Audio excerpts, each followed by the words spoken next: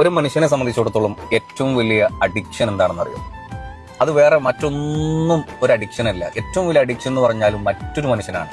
അതായത് ഹ്യൂമൻ അഡിക്ഷനാണ്. നിങ്ങളൊരു മനുഷ്യനിലേക്ക് അടിമപ്പെട്ടു പോകുക, അല്ലെങ്കിൽ ഒരു മനുഷ്യനിലെ നിങ്ങൾ അത്രയും ഡെപ്തായിട്ട് നിങ്ങൾ ഇഷ്ടപ്പെടുക, സ്നേഹിക്കുക, എന്ത് വേണമെങ്കിലും പറയാം. ഒരു മനുഷ്യനെ നിങ്ങളുടെ ഉള്ളിൻ്റെ റൂഹിൻ്റെ ഉള്ളിൽ നിങ്ങൾ അത്രത്തോളം നിങ്ങൾ കെയർ ചെയ്ത് കയറ്റി വെച്ചിട്ടുണ്ടെന്നുണ്ടെങ്കിൽ ആ മനുഷ്യനോളം വേറൊരു അഡിക്ഷൻ നിങ്ങളുടെ ലൈഫിൽ ഉണ്ടാവില്ല.